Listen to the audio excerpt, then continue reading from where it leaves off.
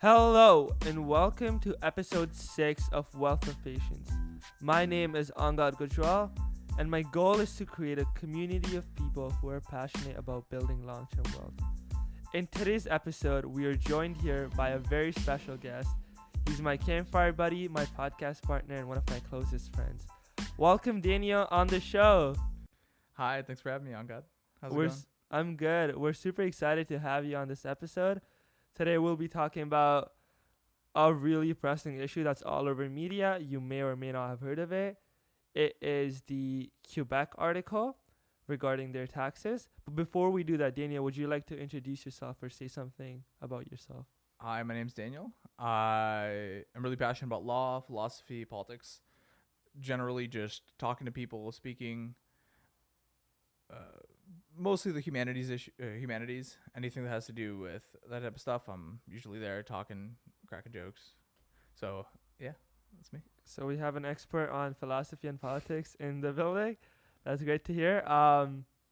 Yeah, so this article, we can get right into it if that works, yeah? Yeah, let's do it. This article touches into politics, which is more so Daniel's specialty, and also economics and finance, which is more so my specialty. So it hits both our like specialities to a degree. So let's get into it. Should I summarize the article to a degree? Yeah. Yeah, sure. Okay, so it's you probably may or may not have heard of it, especially if you're in Canada. There's a higher chance that you have heard of it, and given that my audience is 75% from Canada, I'm assuming you may have read this article. But it talks about how Quebec predicted an operating surplus of predicted an operating deficit of about $1.6 billion, I believe. And the government of Canada's finance minister just came out and said that, oh no, you're going to actually have an operating surplus of $3 billion. And what that means is basically Quebec thought they'd like lose $1.6 billion or be negative $1.6 billion at the end of the year. But instead, they're going to end up with a positive $3 billion. And they're going to make $3 billion at the end of the year. And why is that such a significant thing? And why is there a whole issue with it? Because we're in a time of a recession and people are struggling, especially citizens of Quebec are struggling to pay their basic necessities such as rent, house payments, mortgage payments, grocery bills, any of that stuff. So it's really surprising for these citizens to find out when your provincial government's making $3 billion, given that their biggest source of revenue is personal income taxes. So yeah, from the perspective of citizens, like I can completely understand the backlash, and that is like the big source of it. And the federal government now, because they're not happy with that and they want to like get a cut of that to a degree, they are kind of forcing them to pay off some of the federal government's federal government's deficit or federal government's.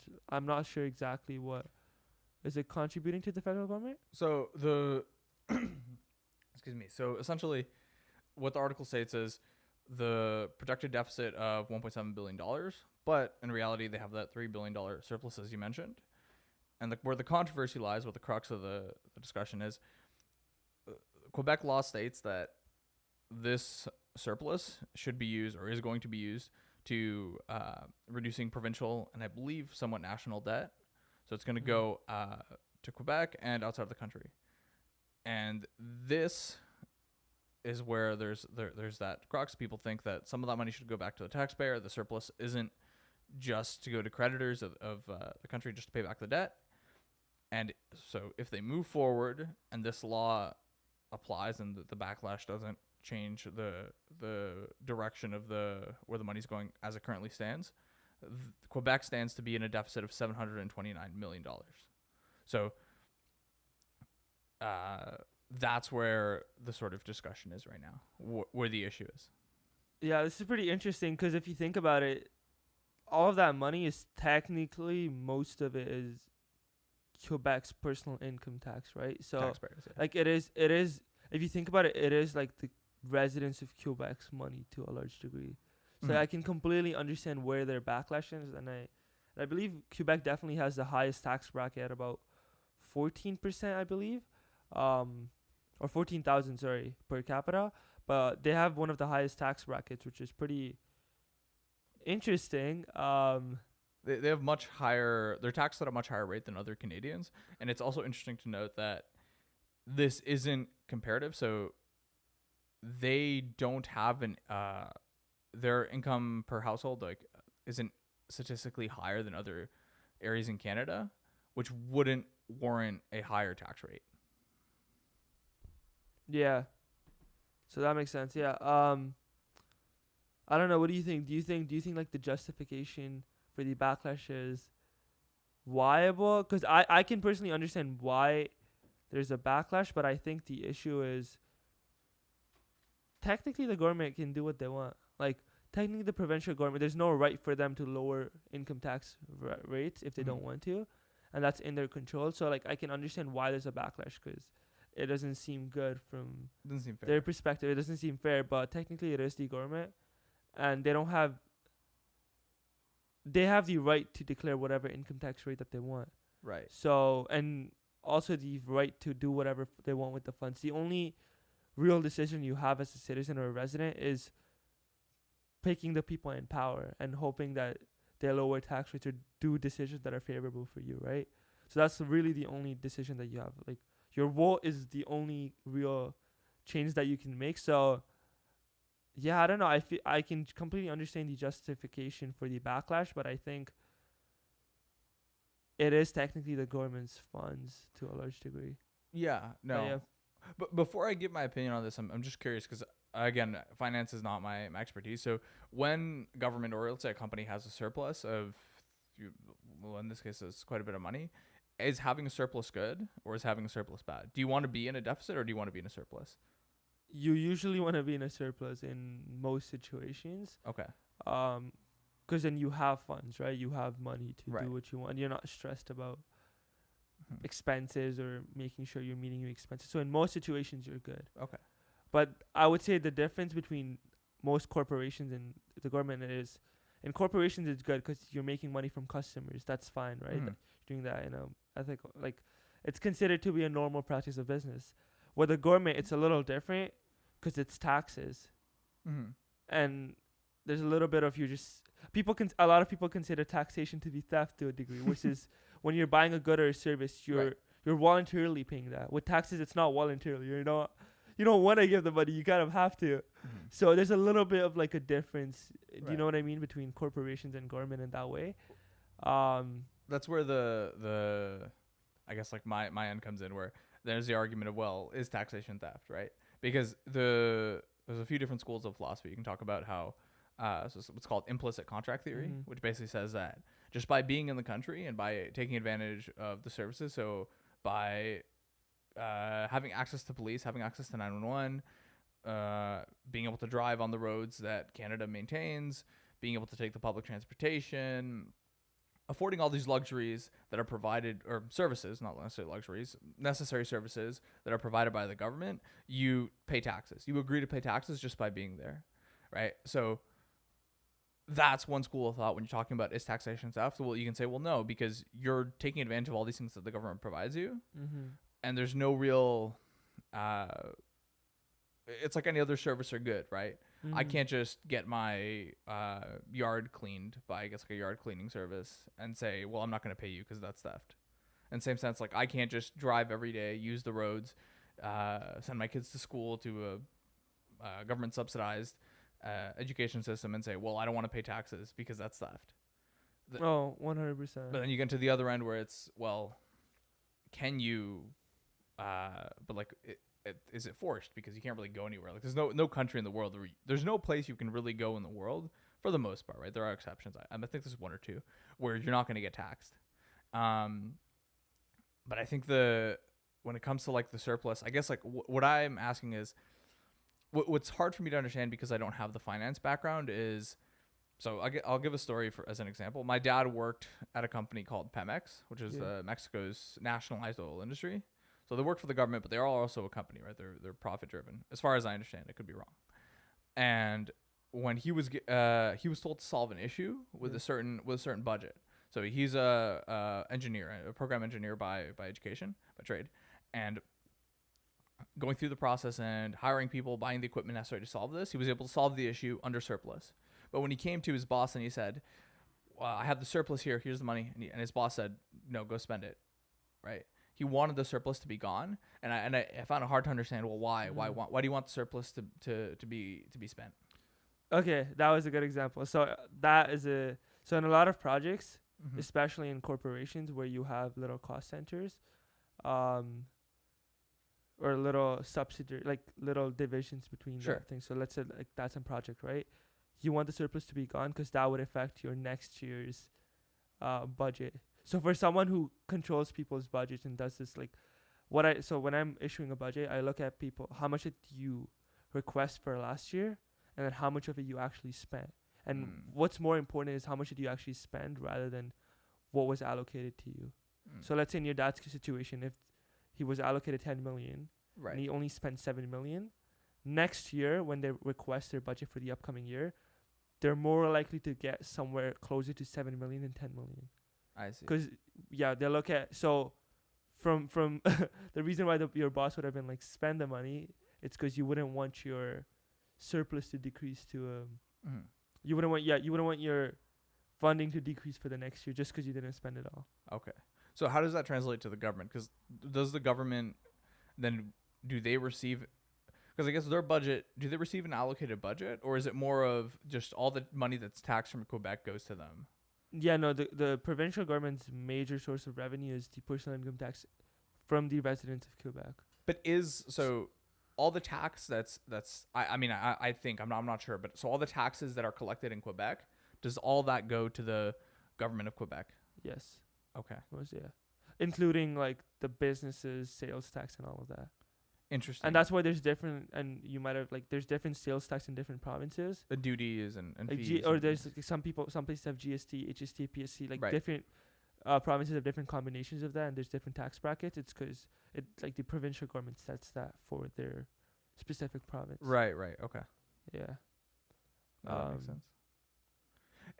It's weird to me with companies specifically, ones that will say, well, no, we want to like spend the money, right? Because it leads to, in my perception, it leads to being a less productive company. It means a certain money could be allocated elsewhere and have a higher return on like the value that it's providing for the company. In the same sense with the government, it just, to me, I guess the way I see this, what I would call like a value proposition. So the taxes that the citizens of Quebec pay are to receive certain services and goods from the government. And in the case where there's a surplus, that money is owed in a sense, right, to the people of Quebec. It doesn't necessarily mean you return the money, but it means that money is used to improve the quality and quality of life, the services of the people of Quebec, because they're the ones that paid those for those services. So for the national government to say, well, we're going to take that money and the federal government to take that money and say we're allocating it to national debt or the provincial debt, it's interesting to me. So so my question is, if you allocate money to paying off the provincial or national debt, so we can divide the question into two, how does that benefit me? Like if I pay off my provincial debt, how is that relevant to me? How does that help me? Because I guess like as an individual, if I don't pay my credit card, right, like there's the consequence I have is my credit score goes down. But as a country or as a province, if I don't pay my debt, what happens? What's the point? It just seems like the debt keeps going up. No, that is true. That's a great question. So on a federal level, Right. nothing happens. You're not and the biggest thing that would happen is it would curb inflation. Okay. Because right now, like the government, for example, I believe the U.S. government is like couple $1 trillion in debt, right? And it just keeps going day by day. The issue with that is prices of everything's gonna go up day by day, and the same thing's in Canada, right? I believe Canada is like a couple $100 billion, so not as bad as America, but it's still a few $100 billion, and the chances of the federal government being able to pay off their debt is almost close to impossible, unless they print out like $800 billion. But that's gonna like the money, it's not gonna be worth anything. It's not gonna be worth anything, right? It's gonna be situation of massive inflation. But the is the debt ever gonna go away? And that's a very big question. I don't think so. But even if it does go away, it's gonna, like, if you were able to, let's say, erase it zero, it's again gonna start piling up. So what about the provincial debt of Quebec? How does, if I, as the government of Quebec, pay off my provincial debt, does that benefit or improve day-to-day life at all? Will that reduce prices of items in stores for my citizens? I would like to think so. No, Why not? I would like to think so. No, for multiple reasons. The biggest thing would be I'm not super versed on like the provincial government debt itself. I know about the federal government a lot more, but my guess would be to understand that, first of all, if the debt goes away, the debt's gonna come back up again, right? Because the government needs to borrow funds to increase thing.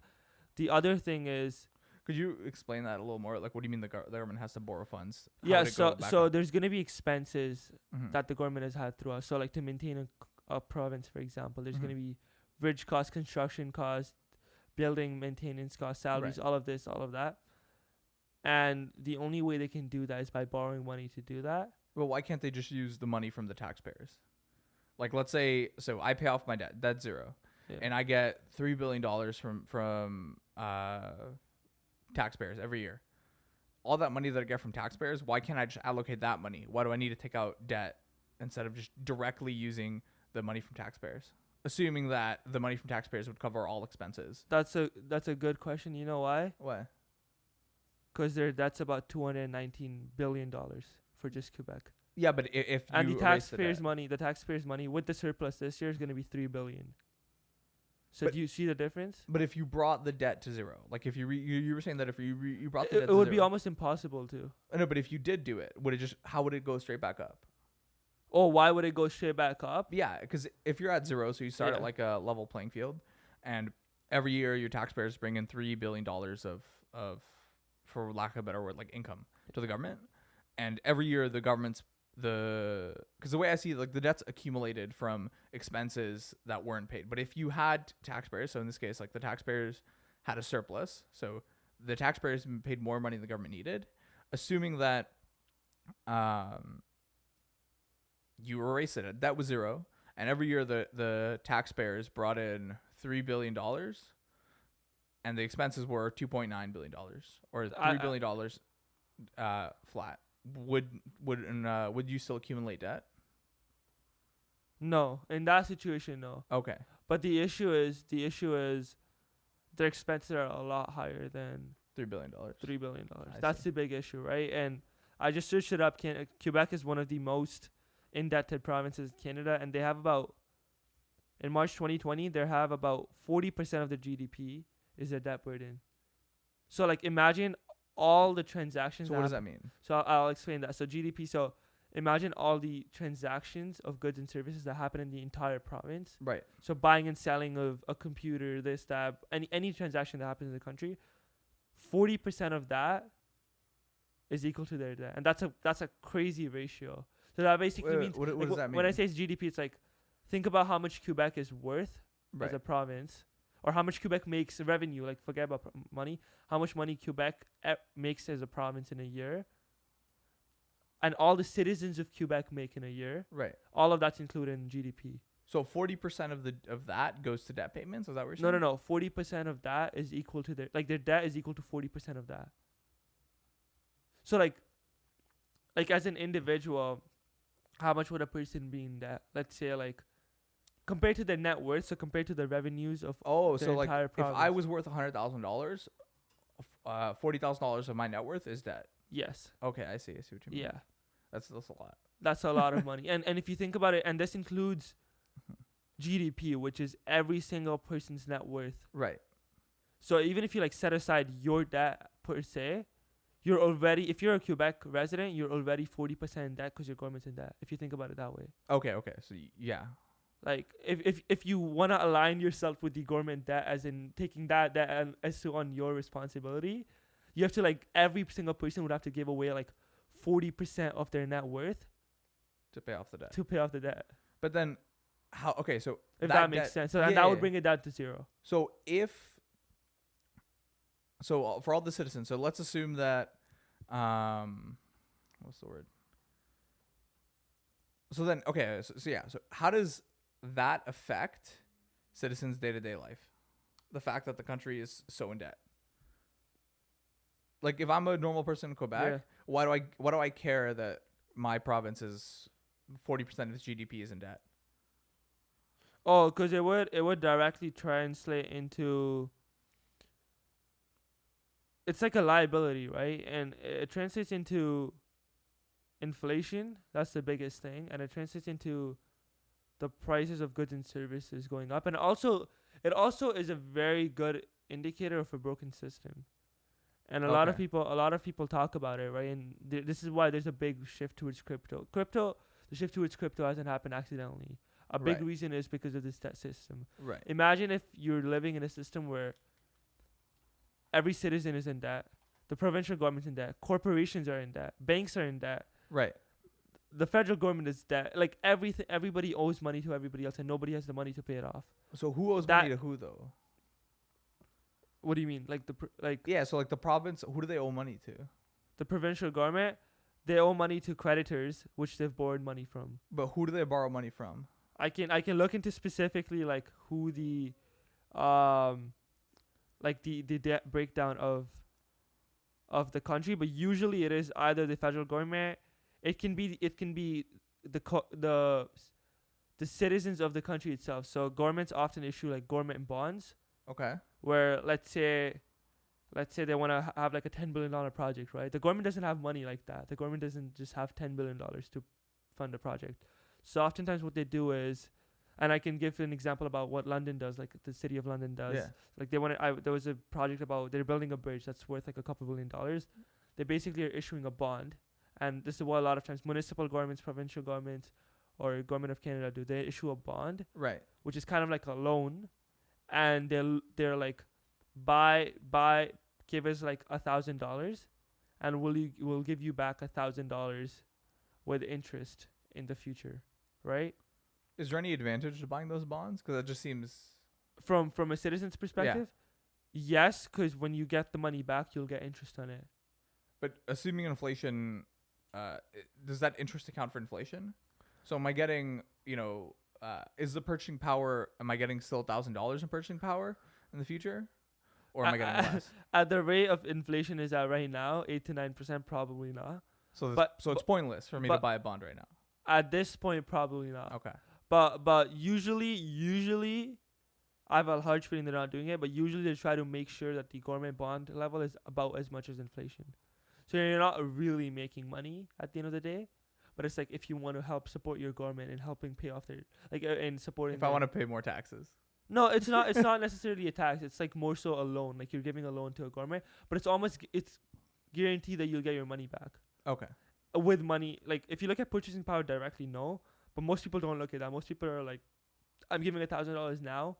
A couple years from now, I'll be getting $1,200 back. I see. And they think of it as a good investment, right? Because it's safe and it's safe and you're getting looks it like you're back, making and money, you're right. also you're gonna have that money in the future, so you're like not scared about the money getting lost, and it's considered to be the most secure investment, like government bonds, Right. Okay. That makes sense. also known as treasury bonds, because they're almost like zero risk. Like the government's not gonna default on the payment. They're not gonna be like, oh sorry, I can't pay. Has you the back. government ever defaulted on a? No, usually they don't do that. What they do is, if they can't pay it back, they issue more bonds to pay off the interest on that one. And So coming back to my Yeah, original question, who pays? So who are they in debt to? So I don't know if you looked. Quebec. yeah, so I'm taking a look at it right now. It says the debt has grown up by over 100% in the past 10 years, which is crazy. Exciting. 104% growing debt burden for Canadians. Debt breakdown.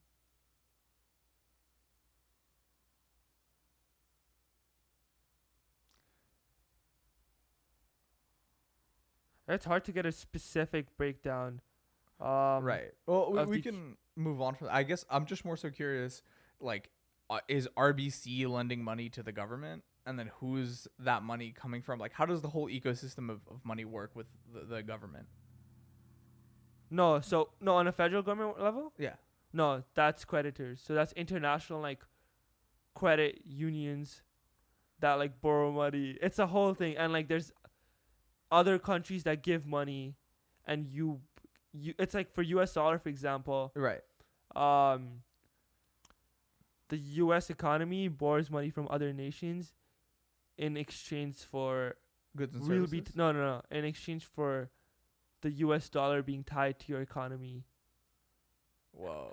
Like there's a whole thing. Okay. I think But we'll yeah, have to touch on that in another episode. That would be a whole Yeah. like on the federal level. It gets very complicated. I'd love to talk about it with you in another episode. Yeah, but yeah, I just searched up. So I just searched up the province. I'm looking at British Columbia because I was able to get that. But yeah, the basic way how they pay off their debt is they borrow the money in the form of bonds, which is what I said, right? Right. But and why do they owe them the debt is what you were asking, right? Like why is there, or like who do they owe the debt to? Yeah. It's mostly government bodies, so Crown Corporation and other organizations, including some local governments. So it could be the provincial, like it could be the municipal governments too. Oh, so I see. let's say for Quebec, like the little cities, So for example, each little city in Quebec would have like their own municipal government and they have their own revenue that the government and their can own borrow. expenses. So, for example, like this $3 billion that Quebec is making, and let's say it does go to the federal government. The federal government is taking essentially a loan from the provincial government there, in a sense. I don't in this situation I don't think so because they're kind of like implementing a law that would force us to. Oh, force okay. them. If they're implementing it legally, Well, I like think a the law still exists. The law Oh, the currently, law exists. So- currently exists. From what I read in the article, that the way it was phrased tells me that the law currently exists and that the backlash is against the law. Okay, so if the law exists, yeah. So yeah. So based on that situation, no, because it's technically in the law, like they can take it. If it was a borrowing situation, then there would be an IOU or a bond where you're like, give me $3 billion, I will give you this piece of contract saying that I owe you $3 billion, and you have this contract. So we both know that we both owe each other money. Okay, that makes a lot of sense. Yeah, and I'm looking at it. The biggest source of debt is also significant capital investment. So anything that the provincial government builds to do over the couple of years. So Quebec has a large source of revenue through tourism, right? Right. Let's say they want to like rebuild their old Quebec, like they just want to revamp some stuff, invest in infrastructure, invest in like tourism facilities, anything that they want to do to boost their tourism economy or fix roads, anything like that. Mm-hmm. All of that would require them to borrow money from usually the Crown government organization, which is like the Bank of Canada. Right. Okay. Bank of Canada is a big one, because the Bank of Canada is technically a bank, but it's also the Canadian government. See, that's me and a friend were having a discussion about the Bank of Canada not too long ago. Yeah. Because it was unclear. Like when I googled the Bank of Canada, it said that it was a commercial bank. It wasn't the national bank. It wasn't owned by the government. It was owned by a private corporation. Last time I googled it, from the looks of it. So I was really confused. No. So the Bank of Canada is owned by the federal government. So it's a special type of crown corporation that's owned by the federal government. And yeah, like Bank of Canada is Canada's central bank, so they kind of decide. It's very interesting if you think of it. Like there's a bank Right. bank that kind of controls the value of money, and they control the inflation, they control interest rates, all of that. And they're directly owned by the government. Okay. And the government kind of dictates how that's run. So Okay. yeah, in the case that the government did want to borrow money, and we learned this in econ, a lot of times it's outside nations such as other countries, for example, and they give them an Sure. IOU, but also it is their own internal Bank of Canada. So they can just go up to Bank of Canada and be like, give us $10 billion, we'll write you a statement saying I owe you $10 billion, and they'll just give them $10 billion. That's crazy. And the bank can just print out money out of thin air Right. because it's A the bank. Bank of Canada. And no, any other bank probably can't. Like other banks, when they need to print out money, they take it from Bank of Canada. But Bank of Canada itself can just print out as much can print money it as out you because want. it's owned by the federal government. Okay. So there's a very and then in the U.S. you have a similar system with the Mhm. National Treasury and the U.S. government, but it's the same situation in Canada. That's interesting. Uh, I feel like I learned a lot today about that. Yeah, but yeah, like that, like at the end of the day, at the governmental level, you can print out as much money as you want at whatever scale you want. The only issue is it's gonna impact the citizens' lives tremendously. Devalue your currency. Yeah. Yeah. Like when you're giving out, even recently with the CERB CSP payments, any of that, that's gonna devalue currency for everybody else. Yeah. And at some point, they're gonna raise interest rates or increase inflation to pay off that. Or The incre- reason increase why, taxes. because Yeah. they need to do something, right? They printed out all this money, CERB CSP, and they're spending all this on like stimulus checks, increasing healthcare spending, doing all of this stuff, cutting down, closing borders. Like they've taken a massive hit on the federal and provincial government. It's gonna come back around. And it's going to come back around to whom? The citizens or the residents of that country, Right. right? In some way or the another. Yeah, honestly, this was pretty That's this is pretty pretty good. interesting. Yeah. Is there anything else that you would like to touch on? No, that's everything. Yeah, no, Yeah. I feel like this podcast was really interesting, and just more than anything, just like knowing about what is going on with the whole situation of Quebec and the backlash and all of it. Obviously, it'd be interesting to see how it plays out, whether the people would re-elect the politicians and and whether the Quebec government would decrease their personal income tax rates, because they're getting a lot of pushback to do so, right? Yeah. No, for sure. It'd be very sorry, go ahead. No. I just think it'll be interesting to see, especially how, because I think the relationships between Quebec and the rest of Canada seem like they've been tense in the past few years. Oh, for sure. So just to see how the Quebec people feel of already they're not too fond of the federal government, and to see the federal government say, well, you need to help pay off your provincial and national debt. That's interesting. But I think what was most interesting to me is to see how it is important to some extent, I guess, for the provincial government to pay off their debt to reduce inflation, at least to some extent, from what we talked about. So it does benefit the citizens of Quebec if the money goes to paying back the provincial debt, and even a little bit if they pay back the national debt. But that helps, I guess, more so the whole nation, from what I understand. Yeah. Yeah. No, that was good. That was a really good summary of what we discussed about. I hope whoever's listening to this, I hope you were able to learn a lot from this podcast, and you were able to get some valuable insights as to how inflation, interest rates, government debt, provincial, federal government debt, all of that works. And thank you so much for listening if you made it this far into the podcast. And I hope you have a great day, and I'll see you next Saturday for episode 7.